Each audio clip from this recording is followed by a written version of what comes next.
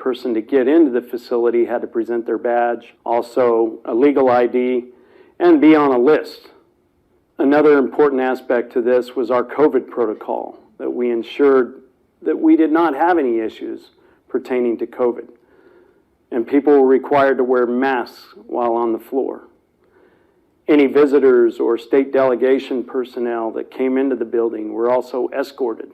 We had first aid stations on hand, and we had a reunification site set up in the event we had to evacuate the premise. Training was very detailed and extensive. Everyone went through an orientation process before they broke out into their specialized training. If you went to a counting table, you learned what the spinning process was. You actually did a practice tally sheet. You learned what the positions were that were involved in processing ballots and taking ballots off, what table managers did and what pod managers did. If you went into paper examination, you went to a lab where you worked directly with the microscopes and the camera technology in processing the ballots, and the importance of making sure that qualitative images were taken while processing those ballots in the paper examination area. Buzzwords were often used, such as integrity, accountability, chain of custody, beyond reproach, and transparency. And this was the culture that was developed for anyone that stepped in this building. The floor operations had many different moving parts. We had the ballot corrals that stored the ballots and staged the ballots in different ways, from regular storage to staging for paper examination and for staging for further investigation. You had paper examination stations that would then take ballots from the box and process them to obtain the images that were necessary through DSLR cameras and 4 different microscopes that obtained information from each ballot. You had aggregation that would then take the results of the counting tables and input that data into the system to ensure that the proper counts were correct during that process. Ballots didn't move without 3 things: people, paper, and observation. The people who moved them, the paper trail with the chain of custody that followed it, along with the camera observation that did not at any time allow a ballot box to not be seen. The handling of ballots was also very important. Once a ballot box was cut open and the ballots were removed, it was important that we ensured that the ballots were put back the exact same way they were pulled from each of the ballot boxes. Our goal was to make sure that Maricopa County received the boxes back with all the artifacts in it, along with the order of the ballots, the exact same way that we received them. I think with all the outcry of concern the election results displayed, it was important for the Arizona Senate to bring in an independent to evaluate the results. This was done in a way that was unprecedented, that had never been done before with the detail and the forensic side of the audit. But it was also important to be done in a bipartisan effort with the intent to provide feedback to Maricopa County to enable them to get better in their election process, or to provide findings to the Arizona Senate to enable them to create measures that would ensure that in the future that the residents of Arizona could have confidence in the election process. Thank you. So that just gives a brief overview of really our heart in doing all this. We've tried to design everything to implement the biblical concept of beyond reproach, so that we would not even have the appearance of evil in anything that we did. The amount of live streaming we have there has been unprecedented. I do not know of another audit that has had so much transparency and video captured. We actually captured, with all our data, over 2 petabytes of data. For you don't know, 1,000 terabytes ends up being a petabyte, and the vast majority of that was video footage. So we have accountability in every action that took place on that floor. There's a lot of great American patriots that are out there, they're part of this process, who gave up time away from their businesses, who gave away often putting in leaves of absences where they are to make sure they'd be a part of this.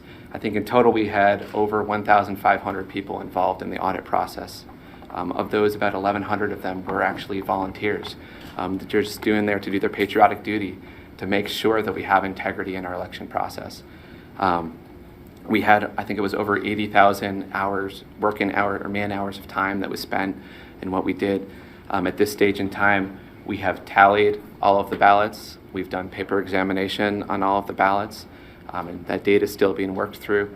The only thing that we have left is we're working through some of the last bits of aggregation to make sure all these numbers are perfect, because we totally understand how much focus is on us right now and how important this is to our country and really to our nation. And we want to make sure that everything we do is as spot on, as accurate as possible. Thank you very much. I'd like to interject just something at this time that I wanted actually to say in our opening remarks, just for the record, because we do know that there's been some misinformation out there. And we have said from the day one, and I'm glad to see some of my fellow senators here in the audience with us, because it is our entire Republican Senate body that wanted to pursue this.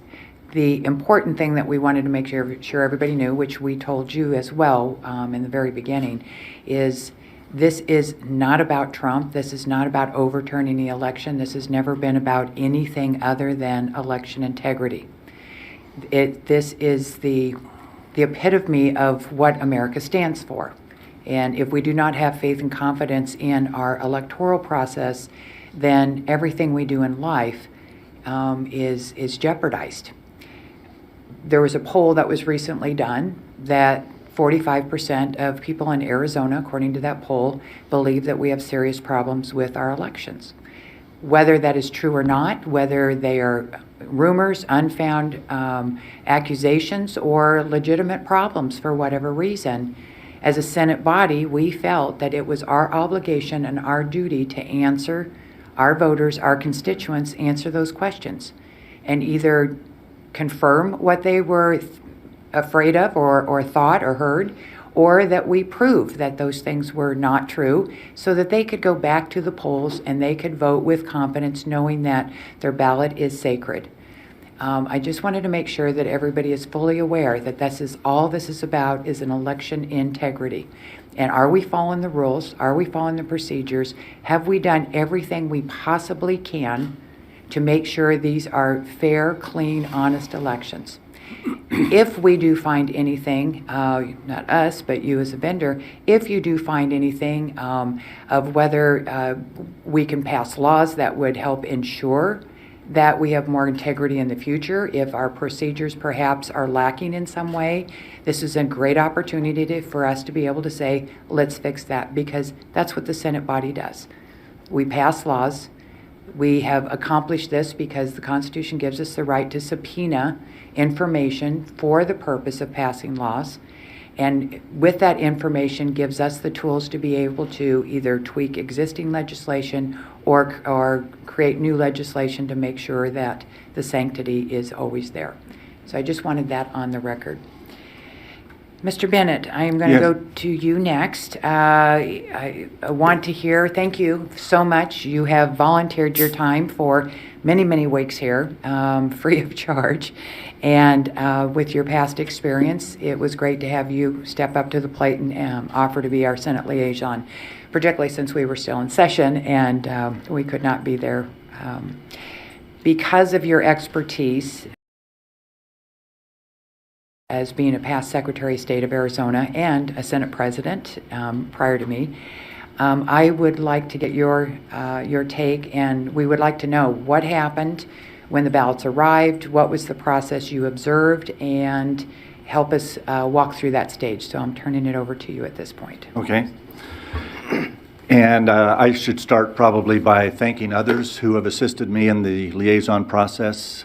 Julie Fisher, Randy Pullen, John Brakey, Brandon Slayton, and probably others have been a tremendous help in overseeing this process and interfacing between the Senate and the audit. So I'll speak primarily to the chain of custody. We received the ballots and the equipment on 2 days, April 21st and April 22nd of this year. The equipment arrived mostly on the 21st, and I think there were a couple pallets that came with the ballots on the 22nd.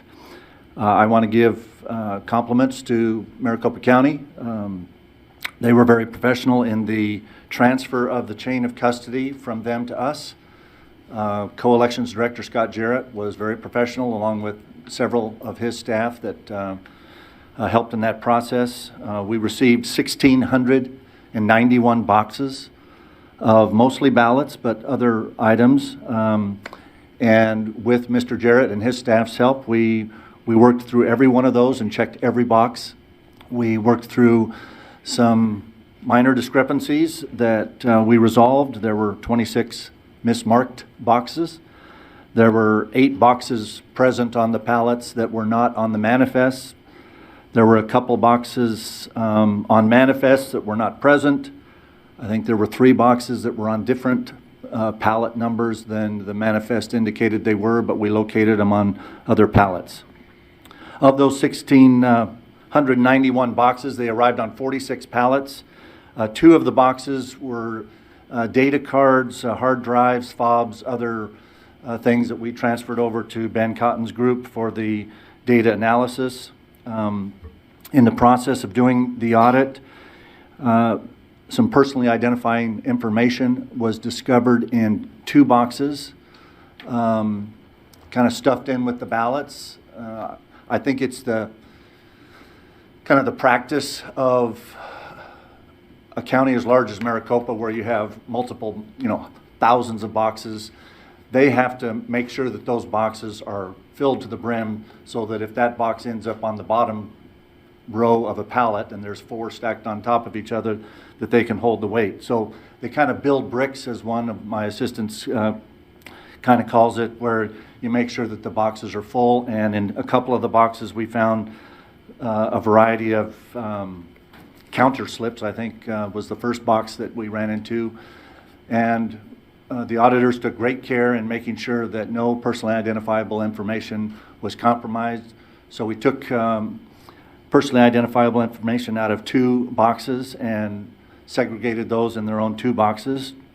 We found personally identifiable information in the spoiled ballot boxes, and that ended up creating 16 new boxes of PII, as we called it.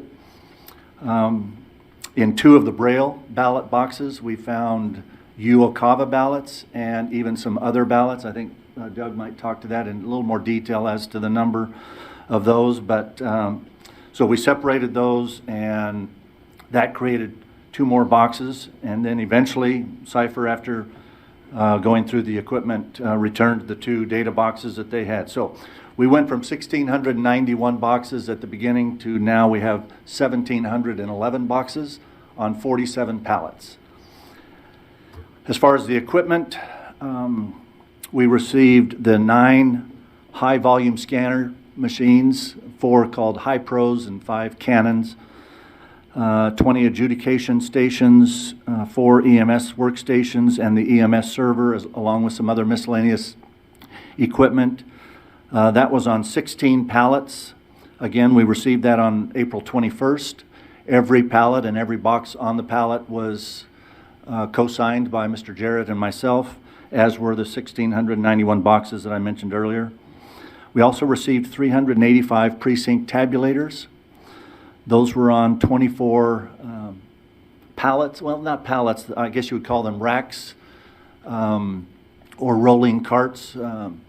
And so we identified each and every one of those by serial number. The 9 high-volume machines, adjudication station, the 20 adjudication stations, the 4 EMS workstations, and the EMS server. Mr. Cotton's company collected the forensic data off those, and he'll speak to how they did that to make sure that none Mr. of... Bennett, if I could just interject, could you tell everybody what EMS I'm sorry. stands for? EMS is the election management system. Okay, thank you. Ben will speak to how they collected that data using equipment that could read only and do no damage to the original evidence that the copies were made from. But the high-volume machines, the adjudication stations, the election management system workstations, and servers were returned to the county on April 30th. So we had the equipment about 9 days, or at least those pieces of equipment. We would have returned the other 385 precinct tabulators, but I think Ben will speak to that as well. We still do have the precinct tabulators. Both the equipment and the ballots were in locked cages during the entire time that we have possessed the ballots and equipment with limited access. I think most of the time there are probably maybe 2 people that had keys to the ballot corrals, we call them. Armed security outside every time. Yeah, we also had 24-hour guarded armed security, both inside and outside of the building. We had 24/7 live stream on the ballots and the equipment during the entire time that they've been in our possession. Doug spoke earlier that that's a very significant part of the 2 petabytes or whatever you said was of data that we have collected. While we have had the machines and the ballots in our custody, we have continuous and complete chain of custody on every box and every machine. Even and especially during the time when we had to move over to the Wesley Bolin building and store the ballots and machines while the Coliseum was used for the high school graduations, the return back to the Coliseum, and now we're back at the Wesley Bolin. But during all that process, we have had continuous and complete chain of custody while everything has been in our possession. It was shown on the video that every time a box moved somewhere on the floor, it was signed out by somebody in the corral to somebody who took it to a table. It was received at that table by signature. So every time a box moved, 2 people signed for it, and then the reverse when it was returned. And just kind of for your information, when we returned these boxes, most of what we received were boxes sealed with regular packing tape. I think there were 52 boxes that were used in the hand count audit by Maricopa County that were sealed with tamper-evident tape, but the other 1,600 and some odd boxes were just sealed with regular packing tape. It's our intent and commitment that when we return everything to Maricopa County, that we will reseal the boxes. And as the video stated, we've gone to great lengths to make sure that the same ballots that were in the boxes when we received them are in the same boxes when we return them. And I think in the same order that we found them. When we close these boxes in the next few weeks and return them to Maricopa County, we will do so with tamper-evident tape to seal the boxes, and then a numbered seal across the top opening that will be recorded with each box, so that there's a tamper-evident tape and a numbered seal that will be on every box that we return. And I think that speaks primarily to the chain of custody.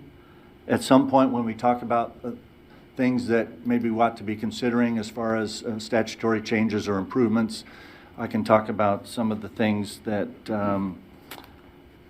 the Election Procedures Manual of the state of Arizona and our state statutes require as far as the storage and security of ballots. Can we go ahead and do that wanna do now, some of that? since we're on Okay. the subject of chain of custody and storage? Well, one of the things that we subpoenaed that has not been provided is the chain of custody that should have been created when ballots were received by Maricopa County and while they were going through the process of the election. If you go to Chapter 8, I think it's 5, Roman numeral 5, subsection E, storage and security of ballots, it reads that official ballots must be inventoried upon receipt and prior to distribution to voting locations. Item 2 is they must be accessed by election staff only to the extent necessary to perform their authorized task. A key one, though, is 3rd, they must be stored in locked, secured location that prevents unauthorized access, as we have done. And in that number 3, it says they must be documented with a written log or with electronic keypad access that indicates the date, time, and identity of the person accessing the ballots.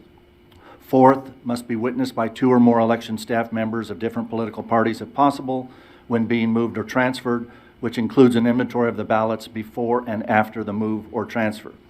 And then the last item is very important as well, since we use ballot-on-demand printers in many of the counties around Arizona, that the officer in charge of elections shall also implement reasonable security procedures for auditing and accountability of blank ballot stock for use with on-demand printers.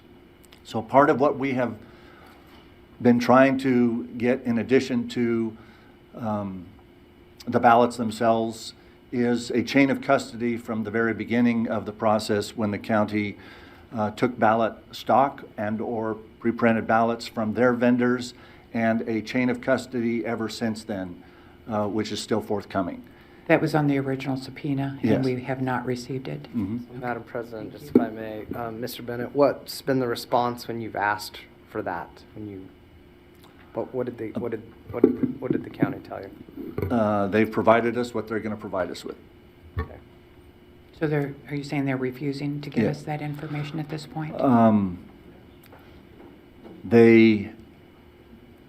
Every time I've tried to interact with the folks at the elections department, I've been told that I need to deal with the county attorney's office, and most of that time I've received kind of the answer that we gave you everything we're going to give you.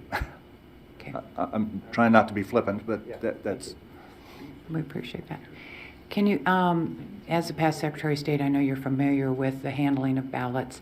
I know that, a couple months ago, Senator Peterson and I had our first update briefing, and there were some things mentioned about bags that are sealed at some point and apparently unsealed at some point. There were boxes that you opened and there were broken seals at the bottom. Could you explain, to the best of your ability, how are ballots supposed to be handled and treated from when they're at the voting centers or at the polling stations, and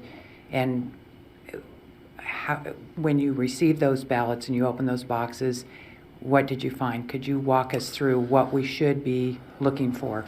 Well, in many of the boxes, we found pretty much a very little existence of any ballot batch sheets that would describe how many ballots should be found in their batches. Maricopa County processed the election in 10,341 batches. Most of their batches were right around 200, but they had 20-some batches that were 1 ballot per batch, and they had other batches of ballots, mostly from the voting centers, that were around 1,000 in a batch. Some of the boxes, you would see a batch number on the outside of the box, identifying it as election day, so it came from a polling location. And if there was just one number, then you would infer from that that there's only one batch in there and it was a large batch from a voting location. As ballots are processed at the voting locations, I think Maricopa had 171, I believe, voting centers. When those are processed, they're bagged and locked in sealed bags and sent down to the central counting location.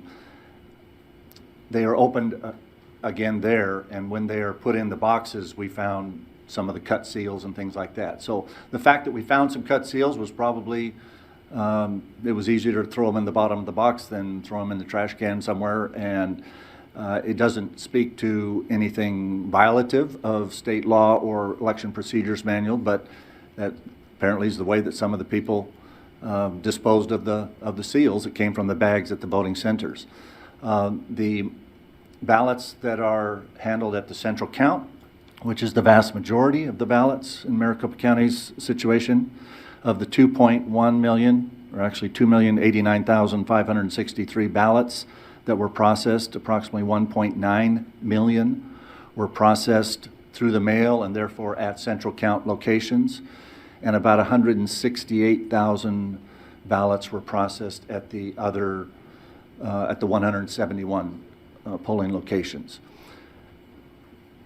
When when those ballots are put in those boxes, in some cases, we found pink sheets. We and they, Maricopa County, called them that would say, below this pink sheet, there should be 200 ballots, but 2 were taken to duplication, and so there should be 198.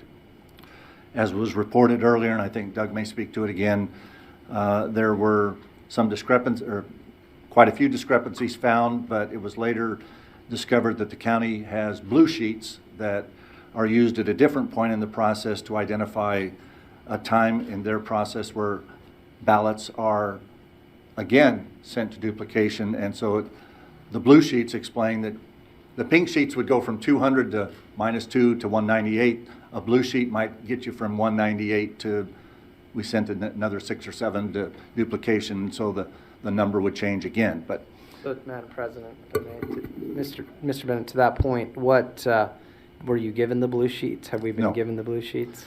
we were not given the blue sheets by Maricopa County, but we were able to get the blue sheets through one of the assistant liaisons organizations, Audit USA out of Tucson, who requested by public records request the blue sheets, Okay. and then provided those to the audit, and I think they've been helpful. Doug may speak to that a little further as to explaining some of the discrepancies that are not entirely explained by the pink sheets that we sometimes found in the box. Sometimes we would open a box and all the pink sheets would be stuffed down the side vertically, and you really at that point had no idea of where you would insert those pink sheets in between batches of ballots to account for the sum of the ballots in the box. I think a lot of this may stem from standard procedure where we've not done many audits, and most counties have put things in boxes knowing that they're going to be sealed up, put on pallets, shrink wrapped, and put in a warehouse for 22 months and then destroyed. And usually nothing or nobody's ever being looked at or looking at them. In this case, I think we have discovered that we could probably use a little beefing up in our election procedures manual and or state statutes as to how things are documented and stored in an organized, consistent fashion in boxes in case other audits are done in the future.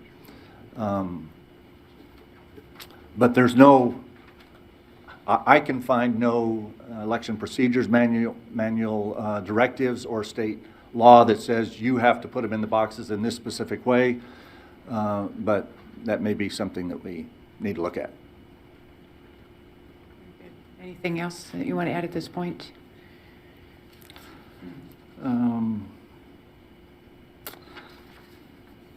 We'll have a only other chance to thing, come back with you if you do need. Yeah, the only other thing I guess that I was personally involved in on a couple of, not the only other thing, but an other thing that I was called to one of the counting tables is when we started opening duplicate ballots.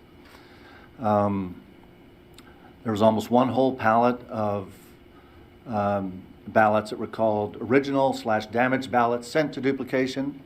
And then there was quite a few boxes, mostly on one pallet, but scattered amongst 3 or 4 other pallets where the duplicates were supposedly there for the duplicates that were sent to duplication. So if a ballot gets damaged and has to be sent to duplication, there is a very specific process in the Election Procedures Manual, Chapter 10, Roman numeral 2, Section 3, Procedures for Duplicating a Ballot. This stems precisely from ARS 16621A, which says that they are to record an identical serial number on both the original and duplicate ballot, including spoiled duplicates. This ties the ballots together and creates a paper trail as required by the statute ARS 16621A. We found, I would have to say, thousands of duplicate ballots where those serial numbers are not on them. And so it has created great difficulty to try to match up a duplicated ballot to its duplicate. And on thousands of the ones that a serial number was put on, they were put on by a, I guess you would call it like a dot matrix printer, very, very light. And unfortunately, they ended up being printed on the ballot, on the top, usually top right part of the ballot, where the black square alignment marks are on the ballot. And so if a very light gray number is printed on little black boxes that are a quarter of an inch apart, you see one number and you miss the next, and you see the number and you miss two, and it made for some very difficult matching of duplicated ballots and their duplicates, which, as I just read to you, one of the most important things you need to do when you duplicate ballots is reflect a serial number on both the duplicate and the duplicated, so that you can do two main things. One, make sure you have one for every one of the other, and two, make sure that you can look at the votes reflected on the duplicated ballot and make sure that they reflected those correctly from the ballot that was damaged and was duplicated.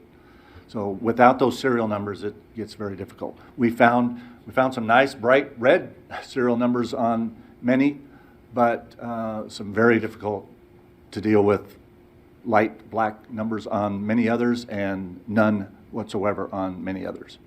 If the corresponding numbers aren't on there, how would you know whether it was duplicated once or 10 times? You wouldn't. Okay, thank you. Unless you meticulously kept track of the total number in each group, which I think Doug's organization has done, Okay. to see if the totals match at least.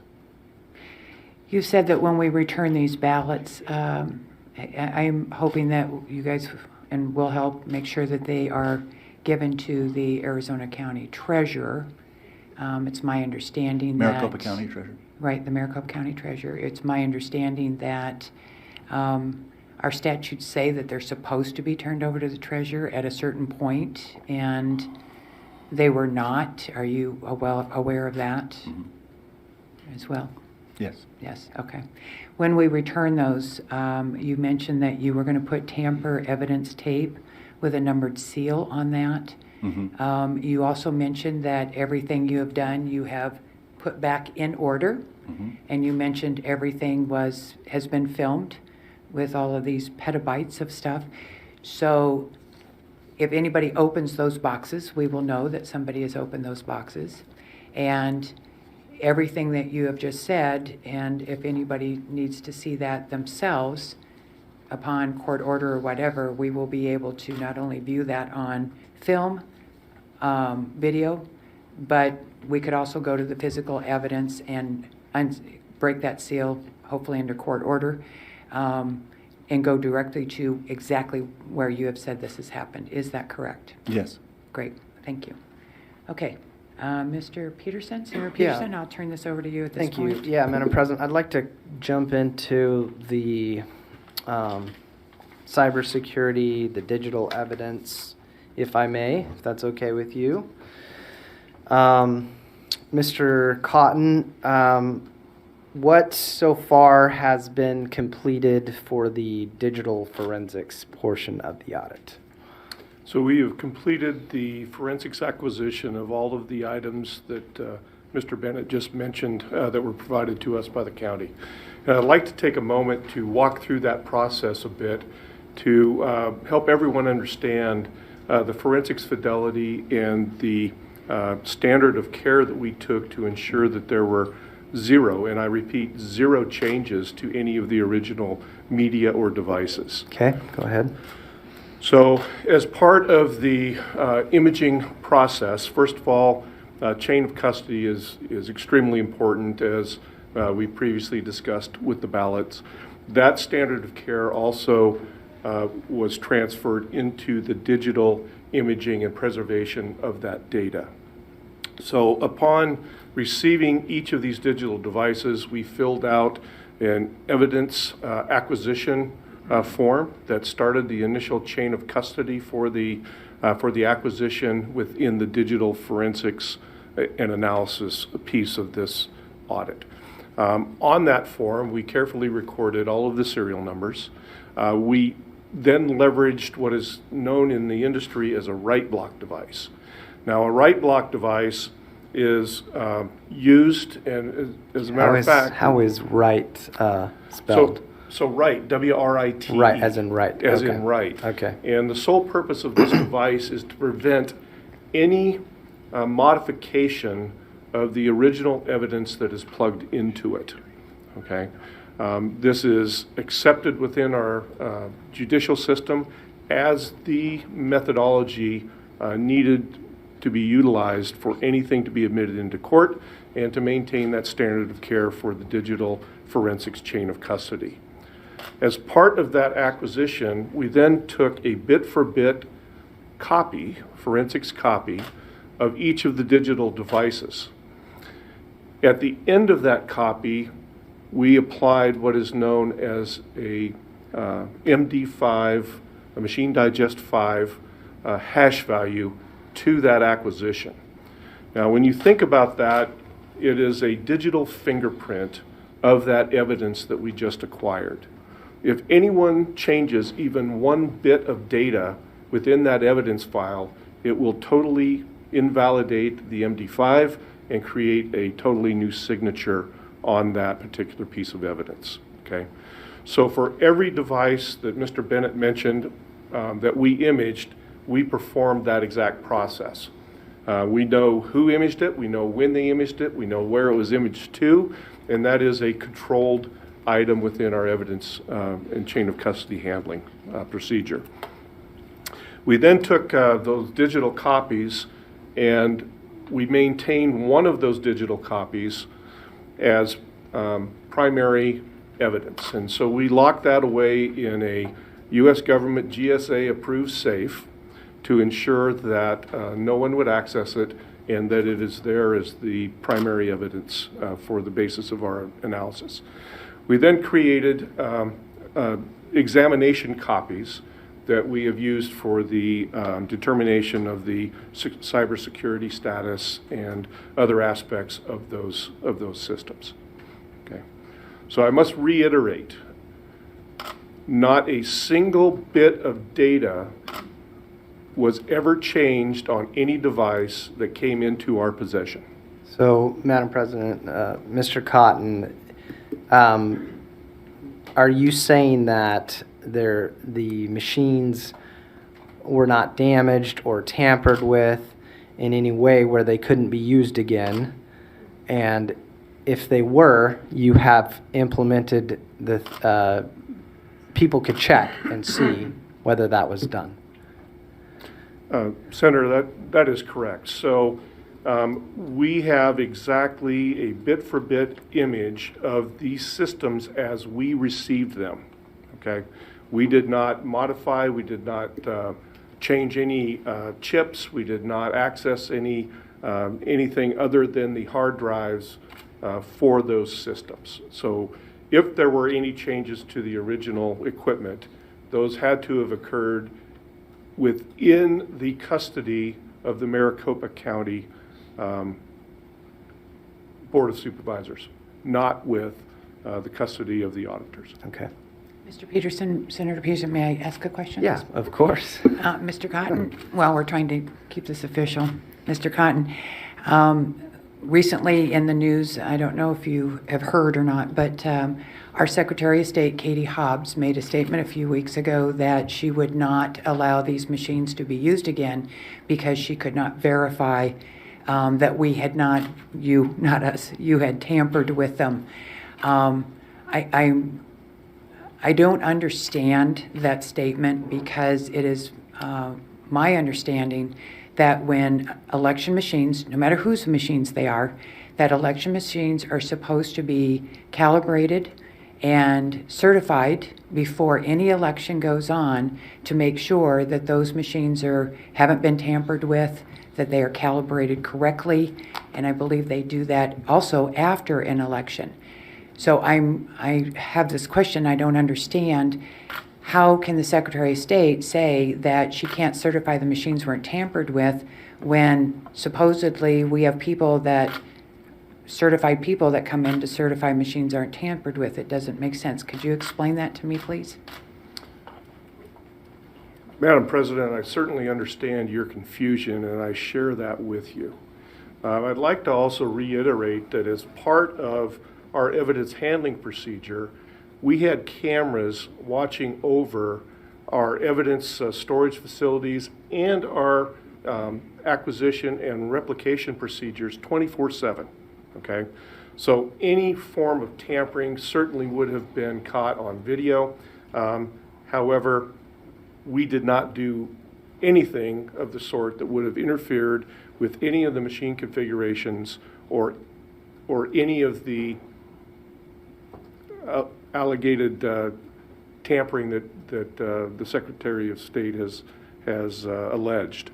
Well, Madam President, if I may, just this is more of just, I think, a comment or a statement along with your concern here. And I think this could be something we need to look at legislatively. If we have a process, and from what I've heard, it's about $8,000. You know, the county did an audit for $8,000 or $20,000, whatever it was, to certify and make sure the machines were not tampered with. And this is also part of a process before an election.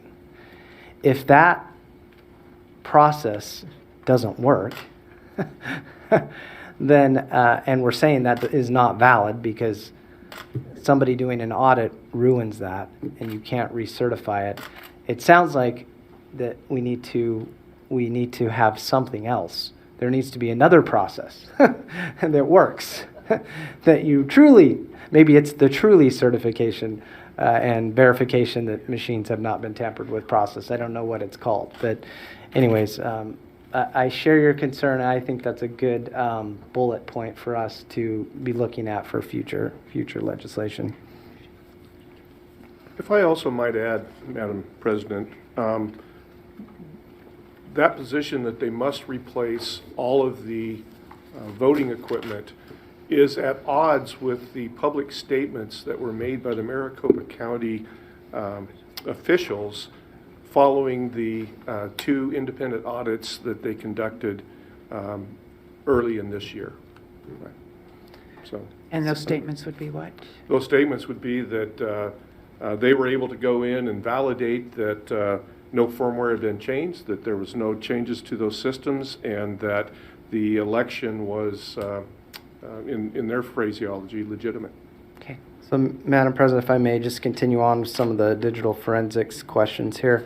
Can you continue to just tell us with what you've received, what have you received, and what has been done with what you've received so far?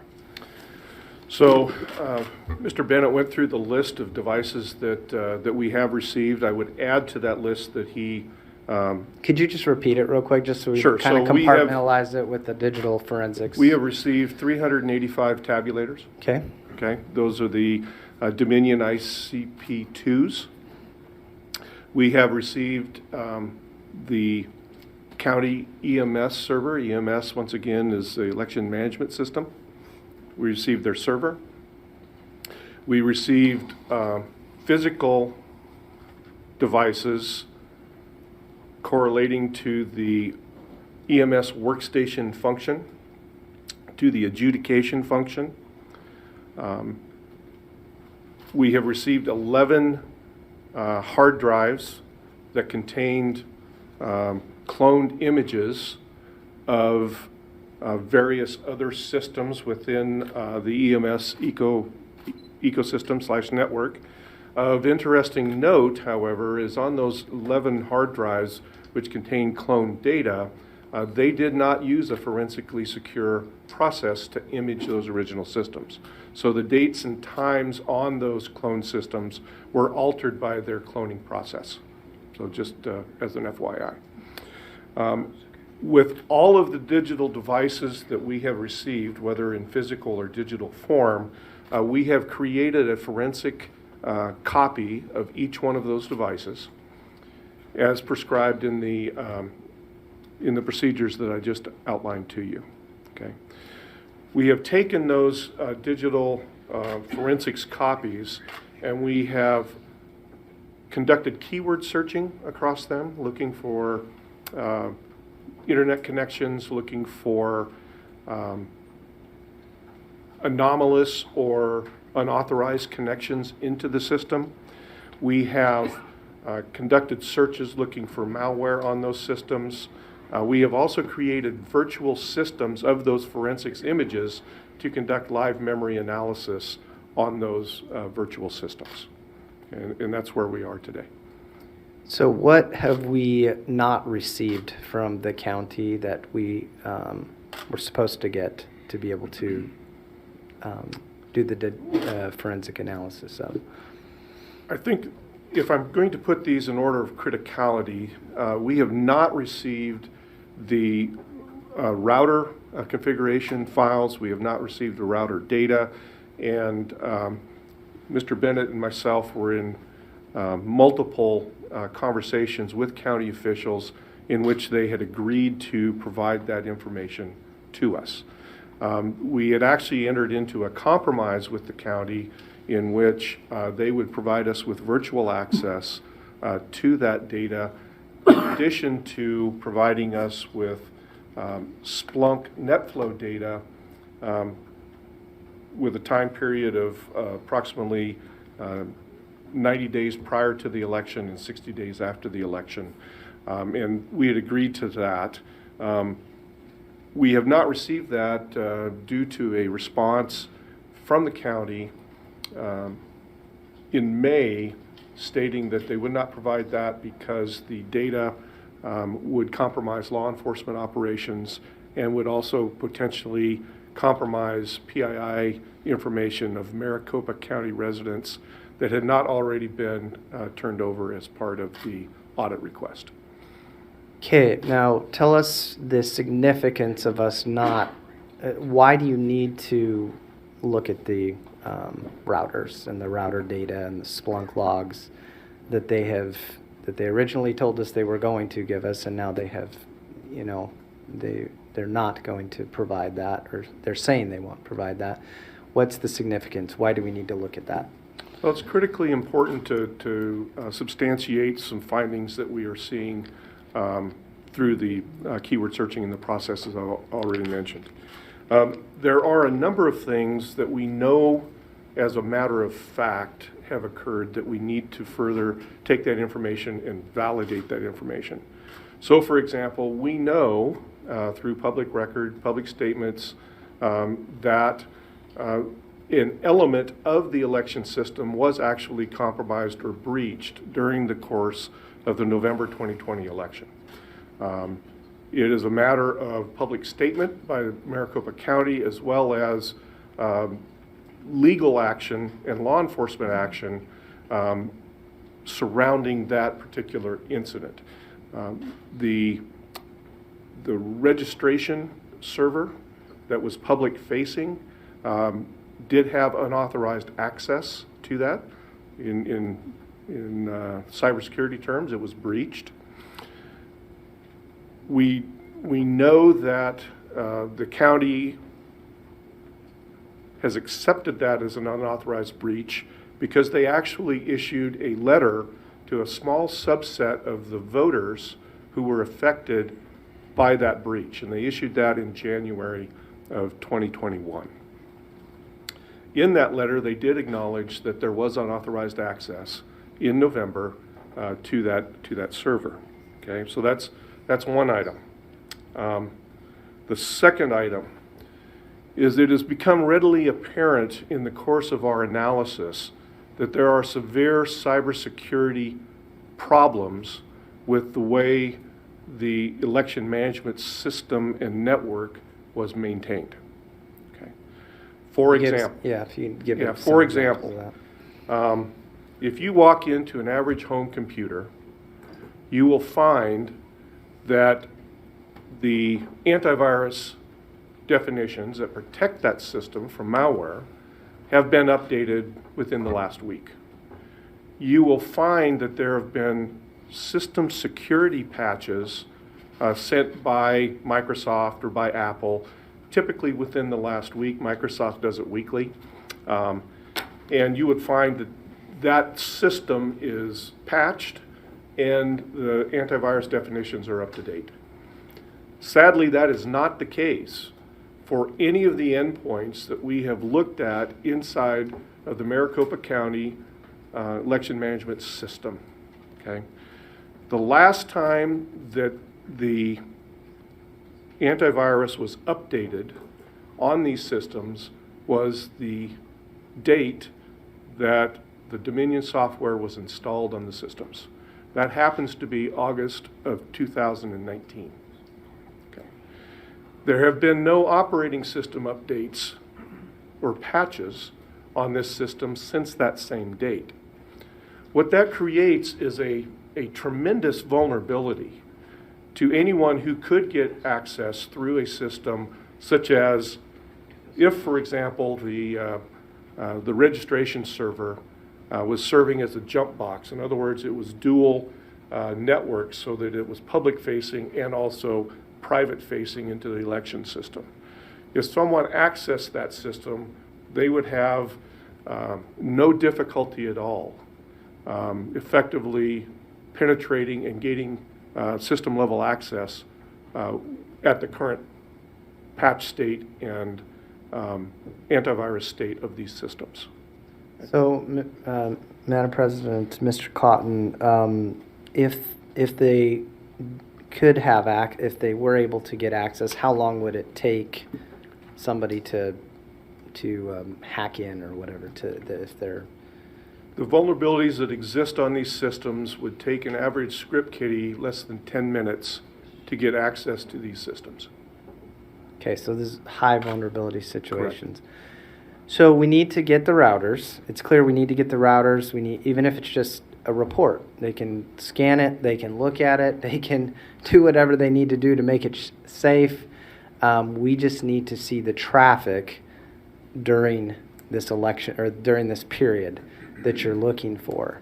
Now they brought up security concerns. Are these?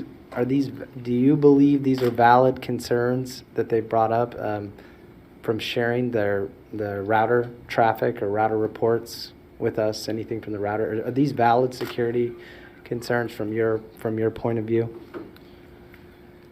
They're not, and let me explain why. So when you think about a router, think about someone delivering the mail to your mailbox. Okay. That router is simply the mail carrier, okay? On a standard envelope that you might mail to your mother, you're going to put your return address, you're going to put the address that it's going to, and then you put that in the mailbox. The mail carrier looks at that, it knows they know where to route that, and they will simply route that letter so it's delivered in the mailbox of your mother. With a router, it's very similar. For each packet of data that you have an address to where it's going to, you have an address of where it came from, so that any response can come right back to that system. But what you don't have is the actual content or the letter that's contained in the envelope within the router itself. Okay, so just to that point, you won't see social security numbers or driver's licenses or sensitive data on this. You will not. Okay. To that point, Senator Peterson? Yes. So when we're talking about the addresses, is this what is known as the IP addresses? Am I on the right track on this?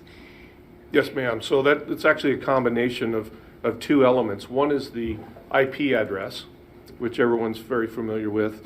But typically on the return side, you will also have what's known as a MAC address.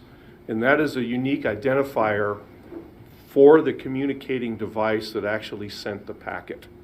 Okay, so for example, if you've got a wireless phone, your wireless modem has a unique MAC address so that if you're behind a home router or something like that, it will know where to deliver that return packet to.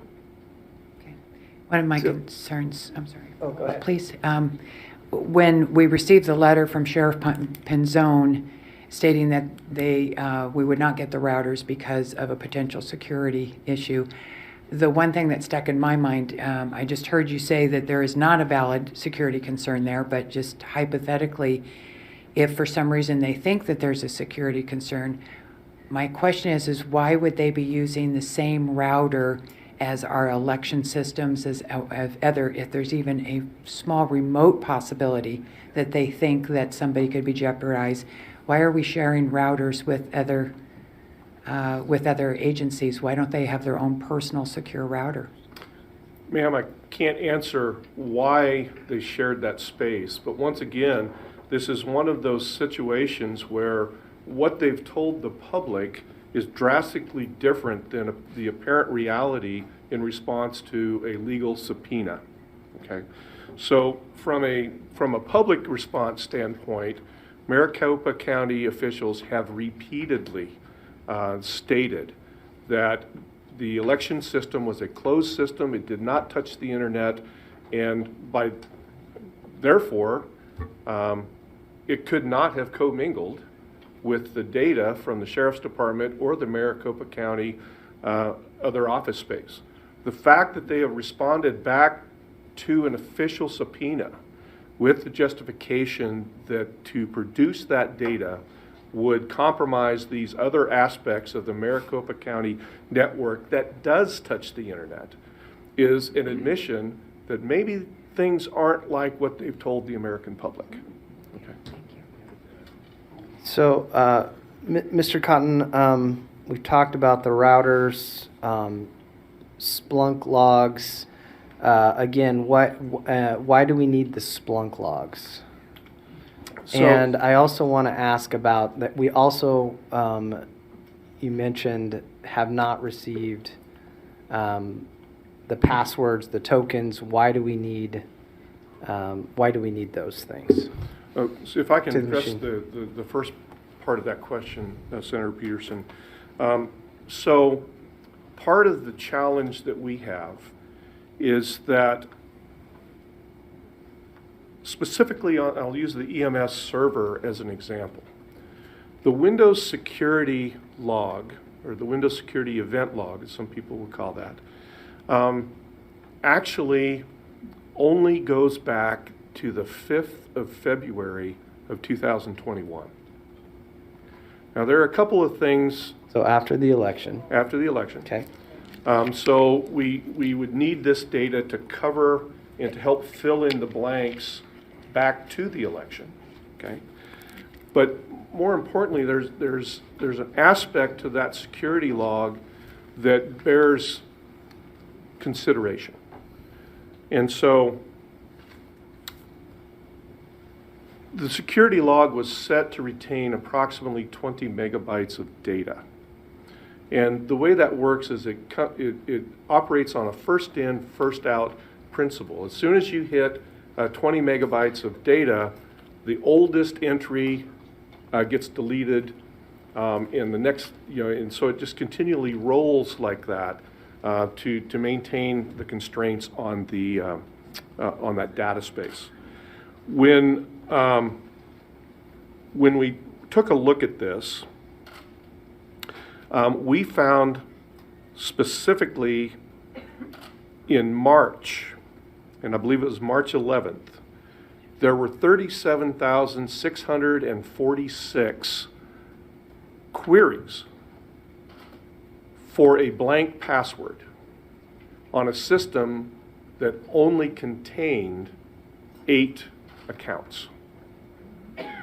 Now, given the short time period that happened, that clearly was a script that was executed by the user EMS admin. Okay. What we don't have, because of the lack of logs and the condition of that system, is where did that script come from? Okay. So by leveraging the router information and by leveraging the Splunk information, I should be able to determine who was using the EMS admin account at that particular time and where did that originate from. So just to be clear on this, were there 37,000 logins on one day? Is that what you're saying? How would you identify this? When you're doing a security check on a system, it's very common for you to look for passwords that have a null password or a blank password, right? And so you can query the device itself to let you know whether or not there are any accounts that have a blank password on them. So it's a query? I'm just looking for what you're calling this. It's a script, it's a 37,000. query. So there's 37,000 queries. Yes. And they were done on this one day. And the reason we need the Splunk logs is because those 37,000 queries churned the data so that you can only look back to February 5th, or what was the date? February 5th. February 5th. That is correct. And obviously, we need to go back to the election. Correct. We need to be looking at the election day, prior to the election day, looking at access. So we don't have that, what we were given, we don't have that, that window, which is the critical window we need to look at. That is correct. Okay.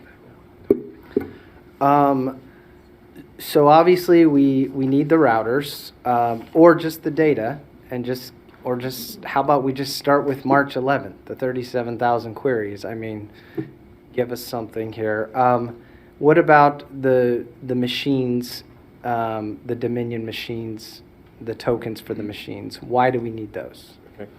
So within the administrative functions of the Dominion ICPs, you have basically a couple of different levels or roles, as they call them, inside of the EMS software.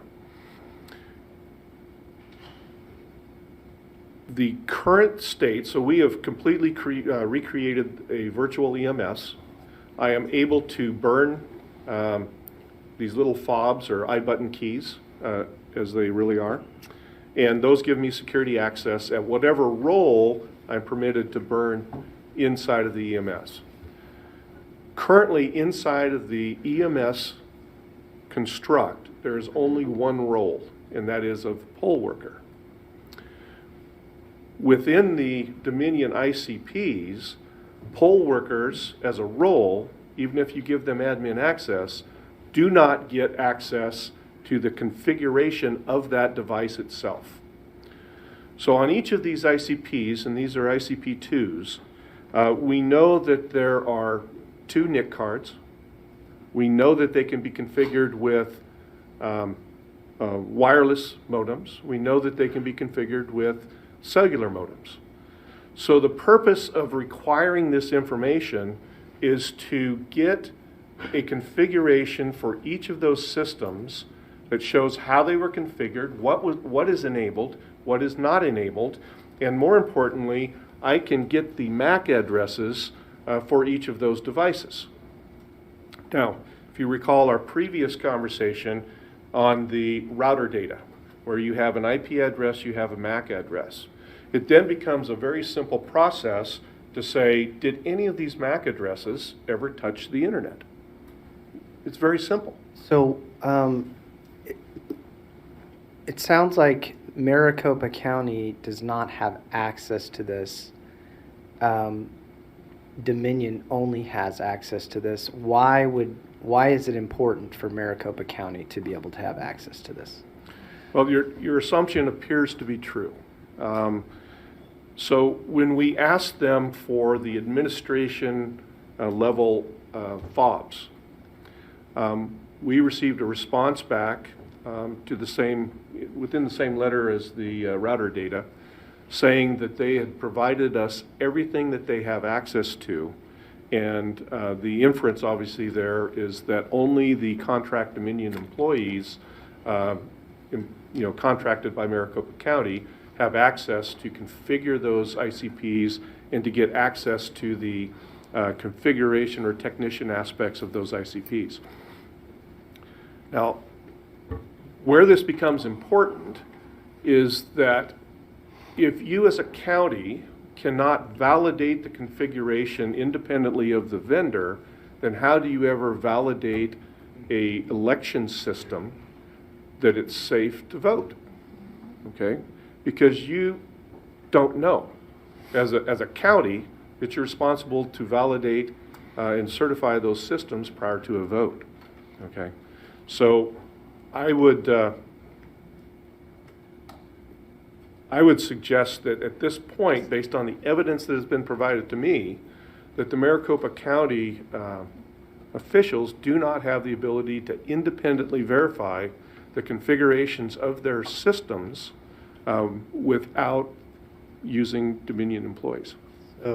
So, Madam President, so again, I think this is just kind of another bullet point for us, something for future legislation. We always want to make sure, I think, that, and if this is the case, this is just with what we've been able to see so far, perhaps, and we'd love to hear from the county on whether they can. If they do have access, then great. If the county can get this administrative access, where they can, look at the tabulators. We want to make sure that the state, the county, can always be at a higher level of administration than these third parties that we're using, so that it's us doing the elections, it's the county doing the elections. So this, I think, is another thing that we need to make sure that we address. Either now get we need to get a response of that they do have access to this and they can, audit this themselves and control this, or this is something that we need to make sure in the future that we are able to do. Question?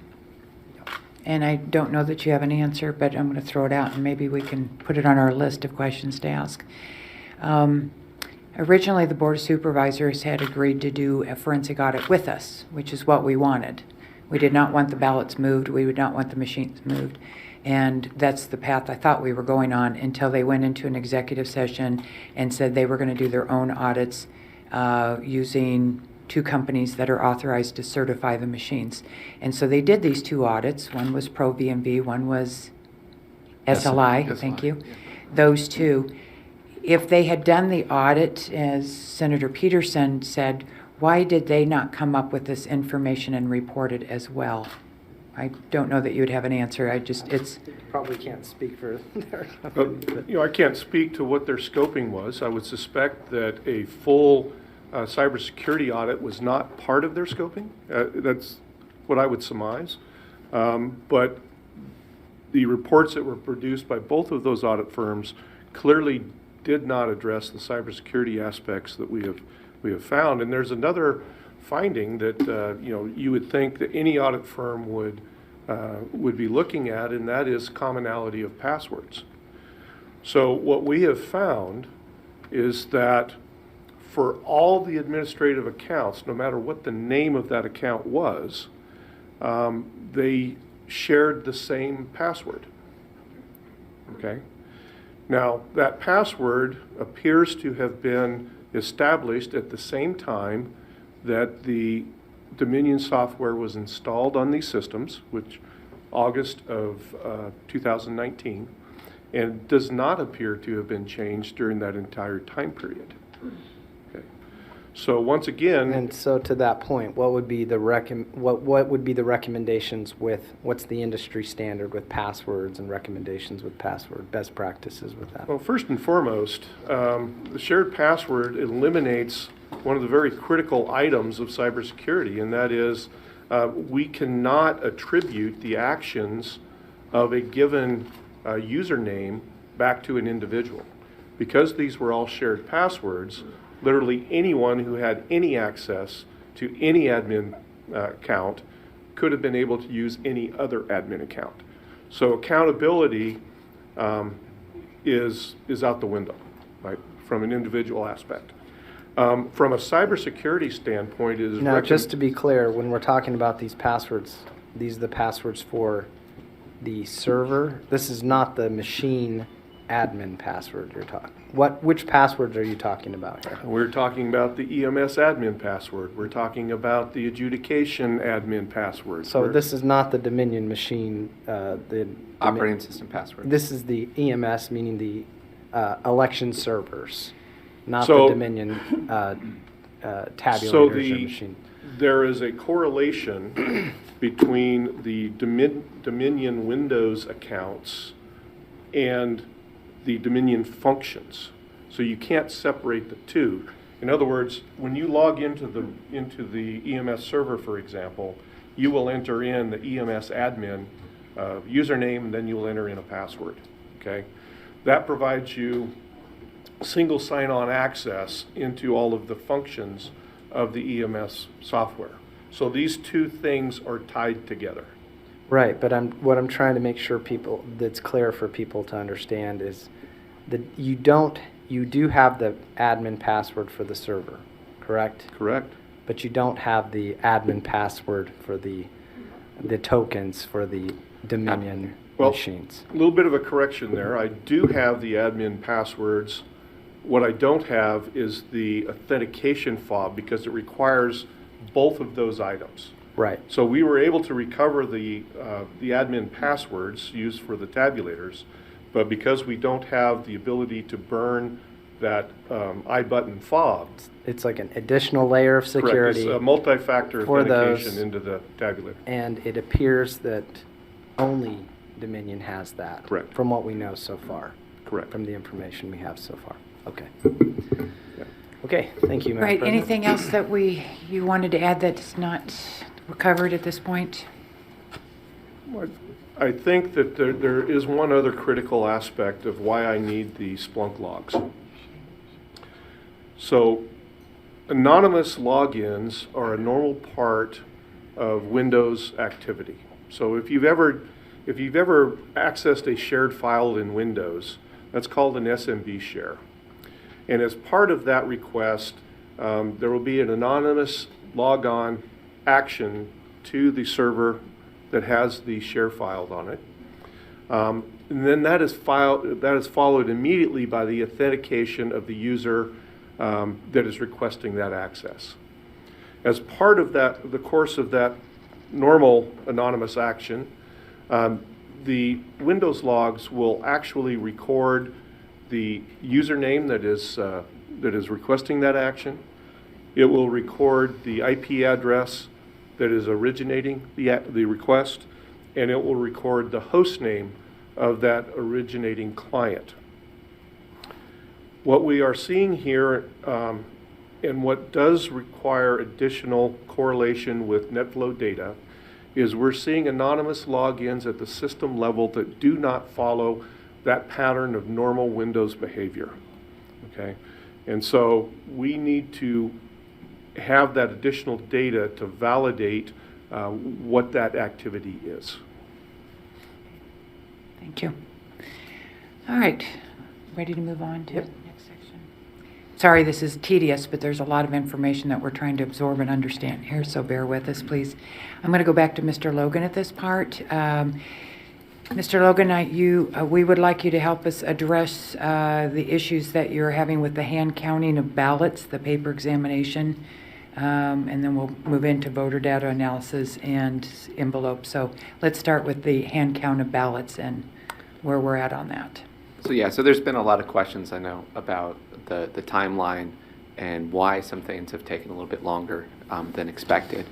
I have to say that every audit I've ever been a part of, usually whatever the organization is that you're working with, is available to answer questions or run ideas by and to get some feedback on findings. And that's one of the more difficult things with this audit is to not have that feedback loop and not be able to ask questions on things that could be solved very quickly. From Maricopa County. Correct, from Maricopa County.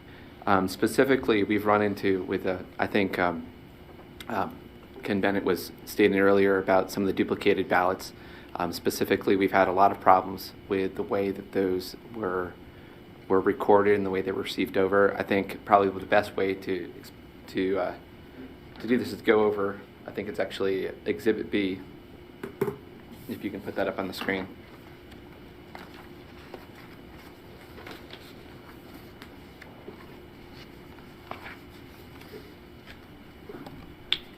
Is it the photo?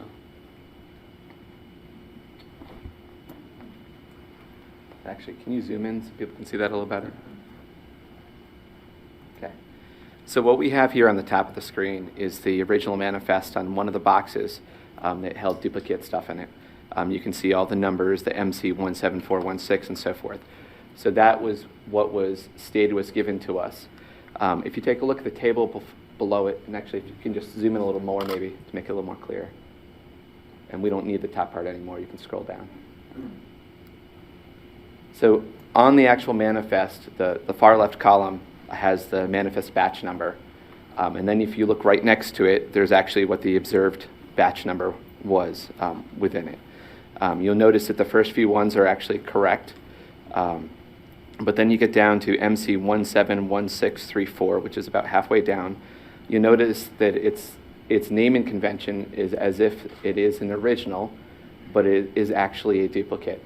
And just to step back a little bit to give a little bit of clarity, anytime there is a ballot that can't be run through the tabulator, whether that's because it's damaged, whether it's because it's something like a Braille ballot or something like Uakava, any of the other forms, they actually have to create duplicates of it that are then run through the tabulators. Can you tell us what Uakava stands for, please?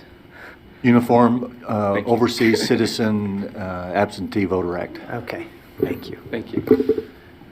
In any case, so you have the original ballots, and then you have the duplicates, and there was roughly 50,000 total, so there's 25,000 originals and roughly 25,000 duplicates, assuming that they all matched up with that. So in order to make sure that things are not double counted and things are attributed properly, it's very important to be able to match them up. In fact, this is why there's statute that says there's supposed to be a serial number on the original that you can match up with the serial number on the actual duplicate. So one for one that they were counted properly, and from an audit standpoint, we want to make sure that the original is exactly the same as the duplicate. So it's important to us to make sure that we can match those. So when we receive a manifest that states that stuffs were originals, when we actually start looking through them, we realize that they're duplicates. It creates things that are a lot more complicated and difficult for us. So these are some of the examples in here. You'll see that there's a whole bunch of things that were wrong where we were stated. There's several things on there that were not listed on the manifest that were actually in the box. There's one of them that was actually on the box that wasn't really in the observed, or that was on the manifest that wasn't actually found in the box. We had within the Braille ballot box that was labeled as Braille ballot, we had other types of ballots that were found in there that were not expected to be in there. So it makes things much more difficult. And moving on to, actually, if you scroll down, you should see Exhibit C. Okay. Oh, you might need to speak into the mic a little bit more, I'm sorry. Mr. Logan. So what we have here is we actually took a few examples out where serial numbers really should be unique. There should be one original ballot with a serial number and one ballot which is the duplicate of it with the same serial number. When you take a look at this chart, the first column is the box ID. That's the box that it came out of. And then you take a look at the next column, it'll tell you whether it's a type, what the type is. Dupe means it's a duplicate. DSD means that it is actually the original ballot. And you'll notice that the last column is a serial number, but they're in groups of 3, which shouldn't really happen. So we have 2 original ballots that have the same exact serial number, and we have only one that was duplicated from it. And these are just a handful of examples that we have that go through it. And so we have a whole bunch of ballots that also don't have any serial number of them, so it's quite possible that for the second one with the same serial number, there's another one that matches up with it that literally doesn't have a serial number on it.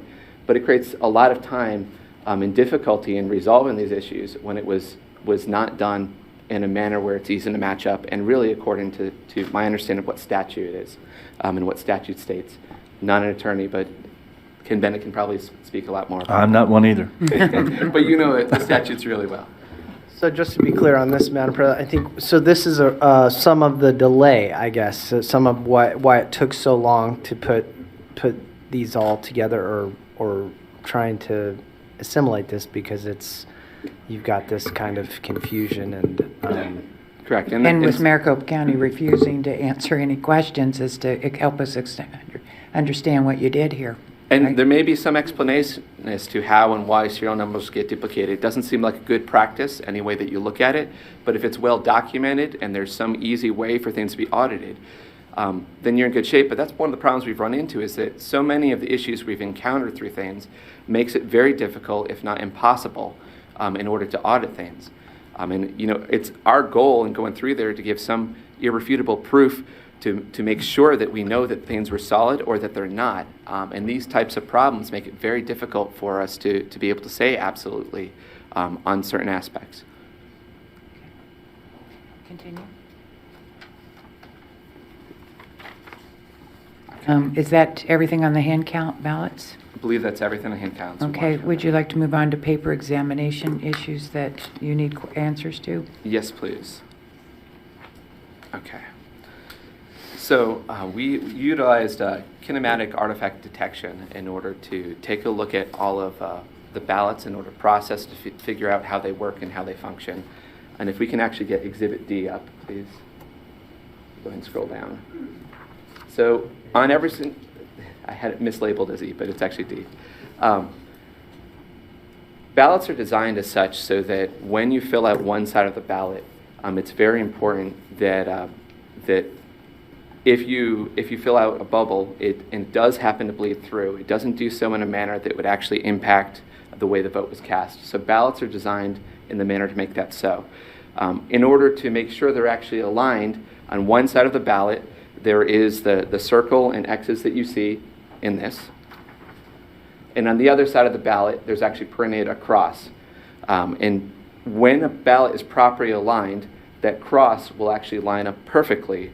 If you backlight it, this cross will actually line up perfectly. And that's actually the image you're looking at. We have a backlit image of a ballot, and you're seeing in the front side the circle and the cross, and the inside it's very similar to, say, like a gun sight. Now, if you look carefully at that top image, you'll actually notice that it's a little bit offset. Based on standards, that's actually the maximum it's supposed to be offset for a ballot to be viewed as valid and processed, so there aren't any issues with it. If you take a look at that image down at the bottom, you'll notice that it's 1900%. This is actually something from an actual ballot out of Maricopa County that we ran into, where it was out of calibration. And just to give a little bit more perspective, if we scroll down in the PDF to the next section, we actually have 2 batches here. We're still running this process through all the batches, but this graphic, you want to be in the bullseye. The bullseye in the center is actually the check marks on how offset those things should be. And just to be specific, from a calibration standpoint, I think it's supposed to be within 100% of in it, and we made our box about 300% from the way this is calibrated. And you'll see that the average is actually, take on the top right-hand corner, the average on this is actually 1,024%, and the worst ballot was 3,200%. You can see there's 2 different batches that we have in here as examples.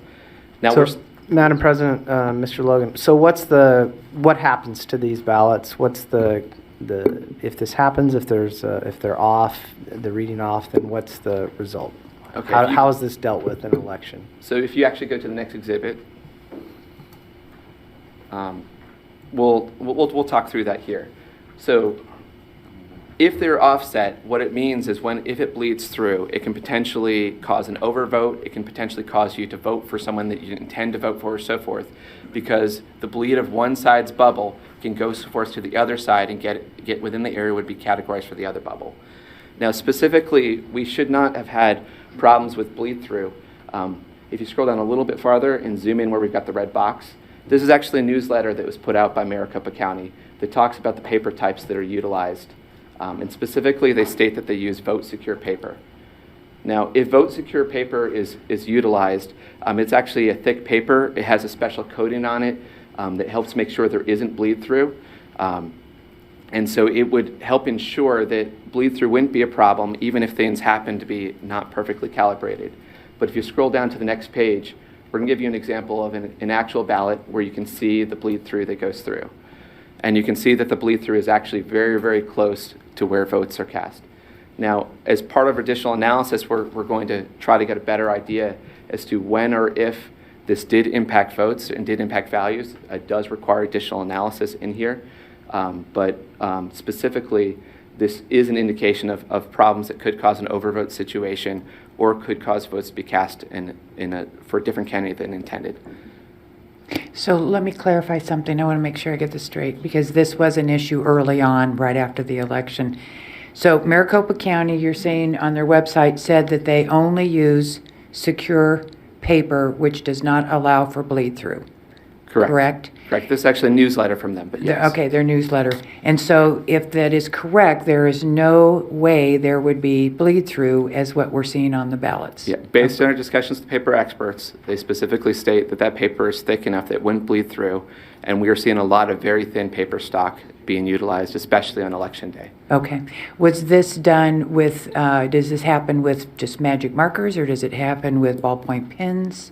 Do you know that answer? I don't want to put you on the spot, but... I would expect that, with Sharpies, the bleed-through would be greater, but it could potentially happen to a lighter amount with regular ballpoint pens as well. Yeah. Okay. So there was in fact, it was dubbed by some of the media Sharpie Gate at the very beginning, and there were the Maricopa elections people came back and said, no, if there was any bleed-through, it would not have affected other votes because it's not lined up. Are you saying that's true or not true? We would need more analysis, and their final report will be able to tell you more clearly whether this impacted things or not. But definitely, if there was an offset that was in the right direction, the right way, and there was bleed through, it could definitely impact the ballot. Okay. One more question. Going back to this one on this phase right here, the pictures you had, what would cause that X or that mark to be out of that far of alignment? What causes that? So if the printer is not properly calibrated, when it prints the second side of the page, it's actually offset, so it's not perfectly aligned. So it could be a number of different things involved, and probably printer calibration would be the key thing for it. So would this be printer calibration with the people that printed the ballots, the main ballots, and aren't there printers like at the voting sites that they can print? Yeah. So it could be any of those printers? So most of from what I understand, most of the ballots that were printed at Runbeck, that we can confirm with Runbeck, were pretty much spot on. But there's a lot of ballot on demands that are printed at the actual voting centers, and those had large offsets. Do we know how many ballots on demand there were or not? Is there any records of So it those? would be roughly 168,000, which would be the election day ballots. So those were We all are ballots seeing- on demand? Yeah, we are seeing more than that where this offset occurred. And so we're trying to drill into what printers and where and what that's tied to. Okay, thank you. Okay, continue. I'm sorry to interrupt you. I think that was everything. Okay. To cover. So let's go to, let me back up to the paper examination issue too. How do we verify, so Maricopa County is saying we only use 4 types of paper and they're all secure, and we're saying they're not. How do we prove that? What is the best way to get that documentation to say what the truth really is? Can you help me with that? Yeah, certainly. We can request information on the purchasing of paper that was utilized for ballots, what their quantities were and where they were utilized. We can get information on what printers were utilized at different locations, and all of that can help tie together to make more sense out of the information we have. Great, thank you. Would you be able to make a list of that for me so that we can try and ask for that information for you? Yes, ma'am. Okay, great. Let's go to what we call voter data analysis, and because this ties in directly with the canvassing, our contract, the Senate contract with you, and your proposal for work, one of those items was canvassing to be able to actually verify if you found any information, and the only or best way to verify it is to actually go to that person. And I've always used the example because I do know of a case where one house got 25 ballots in the mail and only 2 people lived there. And so we had talked about how do we verify that, and there was a question about canvassing. Department of Justice sent us a letter about 4 or 6 weeks ago and said, we're concerned about you actually knocking on doors, that you might be voter intimidation or civil rights violation or something, which I find is interesting. After the White House last week said we're going to knock on doors to see whether you're vaccinated or not, but that's a side point, just a little side point. But so we told the Department of Justice that we would postpone that indefinitely until your audit was at a point where we could even determine whether that was going to be necessary or not. So can you talk to us about that, and is it going to be necessary? Is it not? Go into that part for me, please. Yeah, based on the data we're seeing, I highly recommend we do the canvassing because it's the one way to know for sure whether some of the data we're seeing, if it's real problems or whether it's clerical errors of some sort. So for example, we have 74,243 mail-in ballots where there is no clear record of them being sent. And just to be clear, here in the state of Arizona, there's EV32s and EV33s. EV32s is supposed to give a record of when a mail-in ballot is sent, and an EV33 is supposed to give a record of when the mail-in ballot is received. And so there should be an equal, there should be more EV32s, more sent out than there are that are received. Specifically with these, we can tie them to a specific individual that was mailed to. And so we have 74,000 where we have them came back from individuals where we don't have a clear indication that they were ever sent out to them.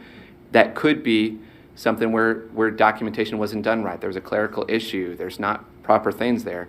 But I think when we've got 74,000, it merits knocking on a door and validating some of this information. So, Madam President, if I may, Mr. Logan, what are you looking at where you see this, where there's 72,000 received but not 72,000 sent? What did you guys look at to come up with that? So there was information that was FOIA'd from the county, specifically in these EV32 and EV34 or 33 forms. And that is what gives an account of what was sent out and what was received back. This is the data you received from a FOIA request back Correct. from the county. Members of our team received back, correct. And you're saying that the EV33, which is the number of ballots received, was higher than the number of ballots We are sent. not seeing an equivalent EV32 to go along with EV34. Or 33, I'm sorry, I keep doing this up. We're not 32 seeing and 33. 32 and 33, we're Okay. not seeing them where they match up because there should be a matchup of them. Obviously, you're going to have more mail-in ballots sent out than are ever Right. returned, but specifically, these should match up with each other. Okay. Is there another way to get that information? How would you verify that? Is there another way to get that information if what you have seen so far doesn't make sense? How can we verify? Is there a way to do that? Yeah, we could request information from the U.S. Postal Service on what was, went through the mail system. There's additional records about if mail-in ballots were in fact rejected and returned. That information, would be useful in sorting through some of this as well. There's a number of different things associated with artifacts that are created when mail-in ballots are sent. Okay, thank you. Continue. Okay. So we have also seen some interesting things related to the voter rolls. So for example, we have 11,326 people that did not show up on a November 7th version of the voter rolls that should have been after votes were cast, but then appeared on the December 4th voter rolls. And just be clear, they show as voted in this past election, but they were not a November 7th version of the file, and they did show up on the December 4th version. Okay, that sounds confusing. I- Give me an explanation of why that might have, we're not saying there's fraud, we're not saying anything else. I'm just trying to find answers. Is there a logical explanation why that would be? I cannot think of a logical explanation on what that would be, but it'd be a great thing to hear back from the county to see if there's anything that we're not thinking of. Okay, thank you. Continue. So we have, from what I understand here in Arizona, Hobbs had requested that the registration date for voting be moved up to election day, and there was actually a court case that moved it back to October 15th. Based on the registration information that we found in the voter rolls, we have 3,981 individuals who show as having voted in this election, and their data shows up in the canvas as having voted in this election. However, they were registered after October 15th. So what we would need is, again, so all of these, Madam President, so all of these are things that canvassing we could find out, did they register before, did they even vote, or we need some more data, we need more data from the county to show they registered before that date, something showing that they registered before October 15th, or something showing that these, their ballots were sent out to people where they were received. Or we need to do a canvass. We need to be doing canvassing to ask the voters themselves. Okay, continue. The last one I have is we have roughly 20,000, I think it was about actually closer to 18,000, who voted in the election and then showed as being removed from the voter rolls soon after the election. So they were on the voter rolls, they showed as voted, and then they were removed. And there could be a good logical explanation for that, but it seems like a large number to immediately have after an election be removed. And so getting more documentation on the request to remove from voter rolls or other process to make sure that makes sense seems logical. In addition, again, knocking on doors and canvassing can help validate that information. Okay. Mr. Bennett, besides knocking on doors, how would we also obtain that information? Secretary of State, voter rolls, Maricopa County, or knocking on doors is the only way to do it? I don't understand. Well, the original voting records are kept at the county level. That is shared electronically on a daily basis with the Secretary of State's office. It keeps a statewide voter database. The Secretary of State's office receives information from vital records and the courts and et cetera, that is then in kind of reverse sent to the county levels to let the counties know who's died, who's been adjudicated in a court hearing as being incompetent or lost their voting rights because of a felony conviction or something like that. So I guess we could look at almost daily data between the county and the Secretary of State's office. All right, thank you. Continue. That's actually the last thing I have to cover from this section. Okay. Envelopes, that's an issue that we've been talking about. Would you like to touch on that as well? Yeah, we've had an affidavit that specifically stated that when mail-in ballots were received, that so many of them were received that the standards reduced over time. They originally talked about there was initially 20 points of comparison on the signature, and then after some time they're told to go to 10 points of signature, 10 points of comparison, then 5, and then eventually they were just told to let every single mail-in ballot through. So we think it's important, understand with the course of our settlement, the only thing we can look at is blank signatures, but we think it's important to get the mail-in ballot images and see how many, if any, blank signatures came through, because that could have a material impact on the election. Okay. Do we not have those images of the envelopes? We do not have those images.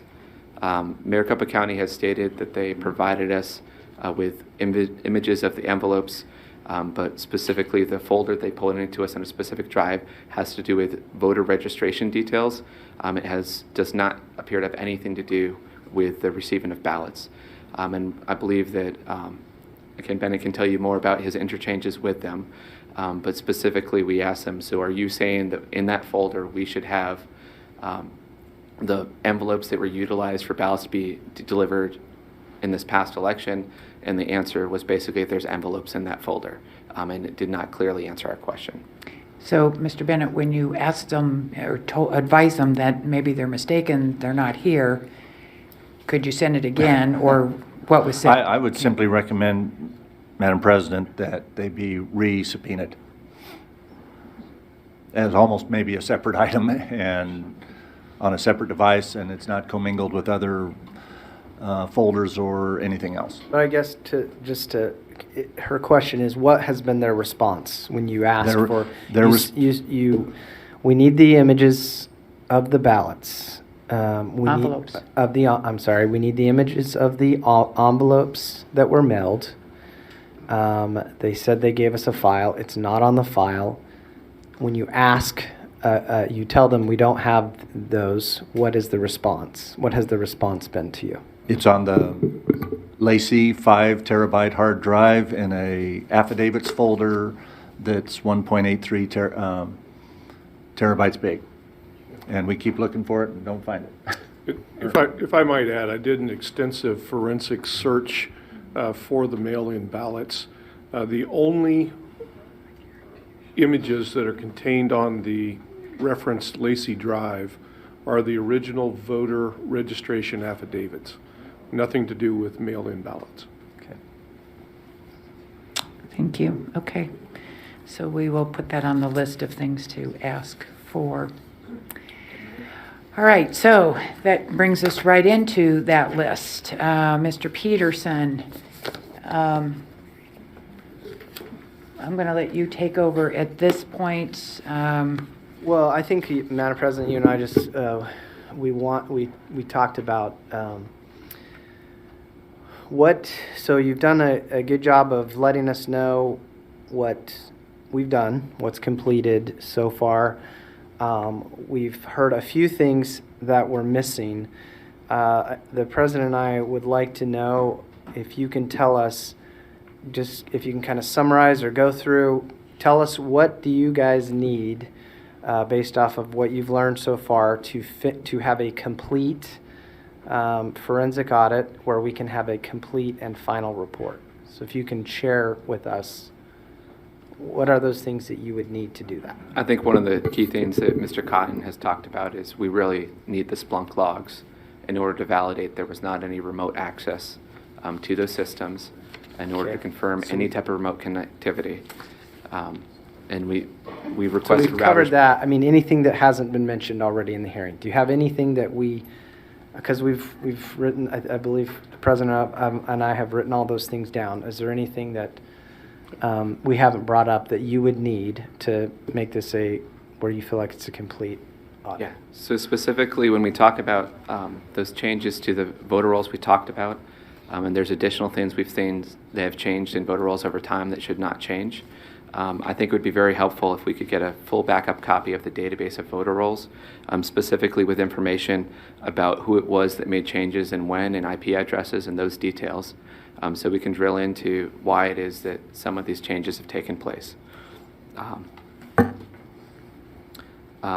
think we talked about chain of custody already. That's something that's extremely important for us to validate the chain of custody of everything from the point where the first ballot was sent to the point where we received stuff. We have full chain of custody of what we've covered, while it's been in our custody, but we need to know of it prior to that. Okay. So we understand that there may be some systems associated with the duplication of ballots that we have not forensically looked at. And as we've seen problems with duplication, if we're able to have access to those, we believe it would be very valuable in seeing what might be going on. So what do you mean? What are you looking for there?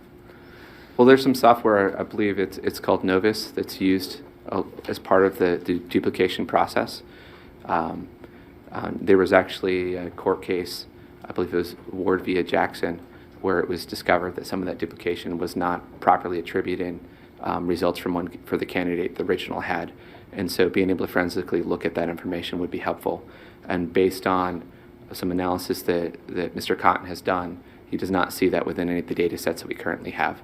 And so the question is whether the original subpoena was worded as such that we should have received that, or whether this is something that needs to be in a new request. Okay. Anything else? So any reports associated with the breach that is known about of the voter rolls with Maricopa County, that again will help with investigation that Mr. Cotton is putting together. To be clear, you're talking about the breach that happened in the Maricopa County, sent letters out to the voters and saying, please be aware our system's been hacked or breached, and Yes, ma'am. we believe none of your personal information has been disclosed. That letter, that breach. Correct. Okay. There's been minimal public information available about that, and any internal reports on what was discovered, the levels of the breach, and how far would be very helpful in our analysis as to whether the voting systems were impacted this election cycle. Now, you weren't here at the time. I don't know if you know, Mr. Bennett. Do you remember, is this the same breach as the one where the FBI raided that house? Yes, ma'am. I don't know. Doug Yes, is ma'am, I nodding. believe so. Mr. Logan, okay. And, Mr. Cotton, I don't know if you want to chime in. I on that. believe that to be the same. Okay, thank you. So specifically, we'd like to request all portable media or external hard drives that contained election definitions, election results, backups, or similar data. We know from photos that we've seen from MTech that there was at least 3 orange drives, of which we received 1 of them. And reviewing the wording of the subpoena, portable media and external drives may not have been included if you were trying to take a very narrow view of what we requested. We believe there will be backups and other information that will be helpful in our analysis on those. Okay. So you need us to subpoena the 2 orange missing orange drives, missing Well, I drives? think we Or any worded any it portable as any drives. portable media or external drives that have not been given prior subpoenas. Okay, thank They're you. associated with elections specifically. Thank you. We don't need any of the information we've already seen, so most of this stuff we've put caveats that we don't need things we already received. As we've heard the report that the election department shares a network with the sheriff's department, it'd be very helpful to have the network diagram to show how that is, and from our analysis standpoint, it'll make it easier for Mr. Cotton to hone in on what happened, and again, to look at things. I think we already talked about the backups of election management data. Digital copies of all versions of policies and procedures utilized associated with the election would be helpful. We've received verbal reports from a number of people that work for Maricopa County that indicate that some of the things we've seen don't actually comply with Maricopa County's policies and procedures, but without a copy of those, it's difficult for us to validate those. And we want to make sure that any finding we put into our report is something that would be irrefutable, and we have the hard evidence to back it up. So getting those policies and procedures would be helpful in doing so. Question, if I might. Question. Why would those not be public record and already produced somewhere? If they're procedures, election procedures. Well, some levels of them are public and are available. But when I looked into specifically trying to see some of the ballot storage requirements and how they should be stored specifically as an example, there was not very detailed information. And usually you have guidance from a state, and then within a county they'll have very specific, their interpretation of how they execute it. It's one of the reasons why it's so valuable with an audit to be able to have conversations with people, because there's things they do in Maricopa County they don't do that way anywhere else in the country. And not all those are necessarily wrong. It's not about right or wrong. It's just different. So getting their policies and procedures so we know them and we're aware of them is something that's helpful. And some of that information they did send over with the original subpoenas. But there's additional, like I said, when I went through them, there's enough things that we ran through that I couldn't find specific documentation on that we were told they had specific guidance on, and we'd like copies of that. Okay, so so some through inferences, they're told they know how to do this. Well, how do we know how to do this? It's not in the procedure manuals. We need where they're getting this guidance and training. Correct. Okay. And most governmental organizations have very clear and very precise policies and procedures for pretty much everything that's done. And so it should be something that's easy to procure. So we mentioned before about the blue sheets. Since we received these through another party, we'd like to specifically subpoena them so we know we have the official copies of them. They call them the tabulation logs. That was the official name that they utilized in them. And so that's, again, just to make sure that what we have is valid and real. We have no reason to expect that it's not, but it's just good to get it officially. Tied in with some of the things we ran into on the voter rolls, records of all mailed out ballots, everything that's available as far as what's mailed out and what was rejected, and validation that they were destroyed if they were rejected and came back. I've got a lot of things in here. They're specific to that, but for the brevity, So we'd like copies of all files transmitted for the purpose of duplicating damaged ballots or alternate format ballots, specifically to help us trace some of this information to make sure everything matches up and that it followed appropriately, because for things to be printed by a printer at Runbeck on duplicate ballots, they had to send a request over to them of some format and some data, and we'd like to be able to match that up with everything that we have. And we talked about the records of all paper distributed to vote centers and so forth. So additional information associated with adjudication of ballots would be helpful as we do our analysis on those and make sure that that conforms with expectations. That votes were cast over as far as what the process was, who was involved in it, and how they validated things with that.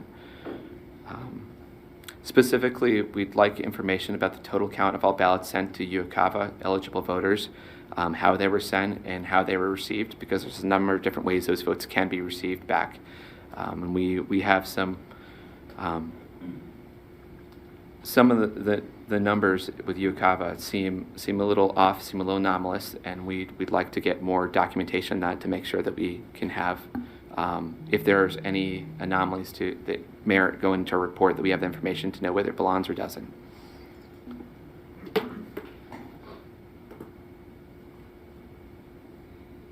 I think that's pretty much everything here. If we're talking about things generically, there's more specifics that I have listed, but. Okay. Do we have more questions? I don't at this point. I think I'm going to have to circle back with them to get this list. I won't be able to make heads or tails out of I'll my send you the document. my quick chicken scratching there. So I'll get a clear. Go ahead. So I think if you don't have any questions, Madam President, I don't have any more questions. Maybe just some closing statements here.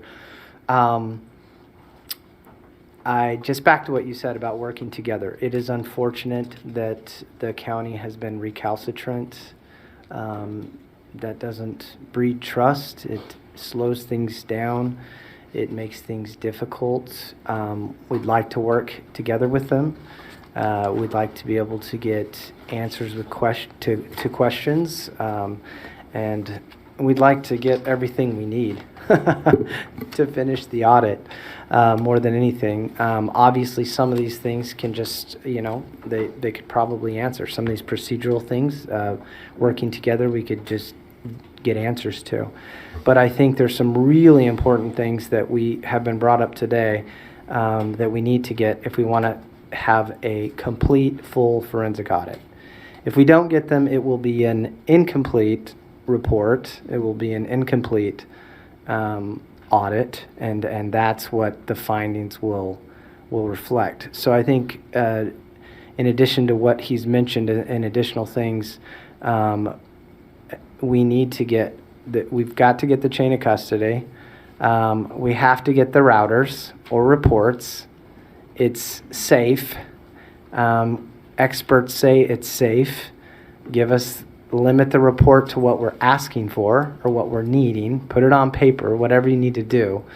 We need to get those logs, and we need to get that report.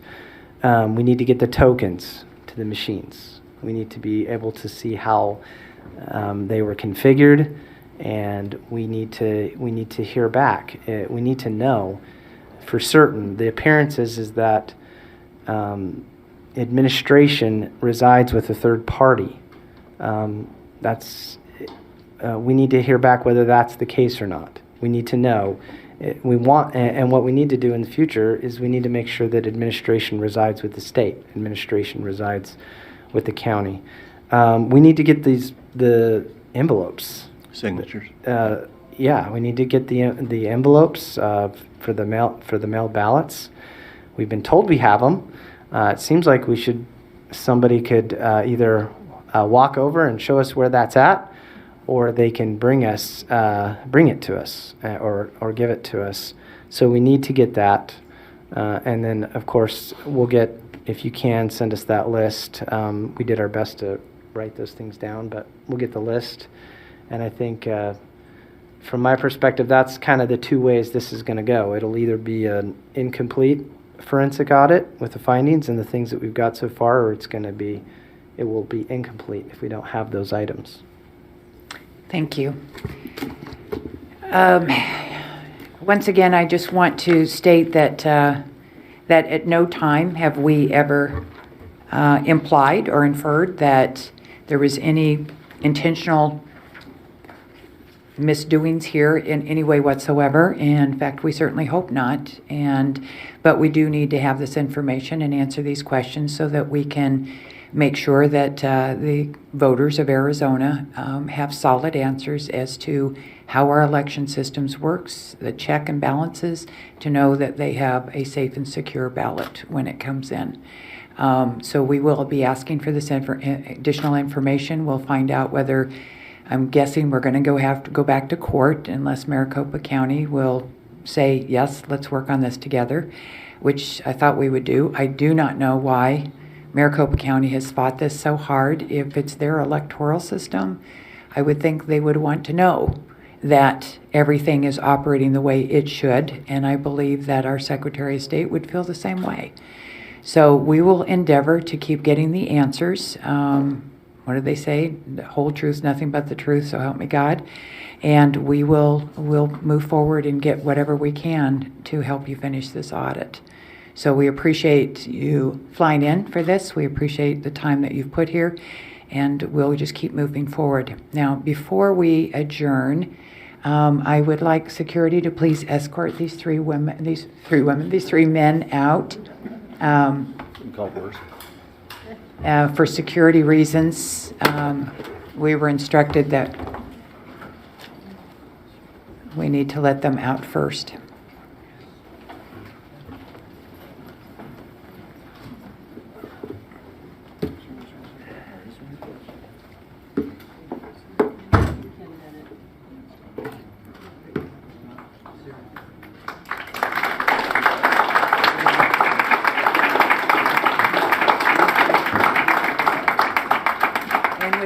And with that, thank you all very much for attending. We appreciate you being here, and we'll just keep moving forward with as much as we can, and we'll start giving more and more information out to everybody. So thank you.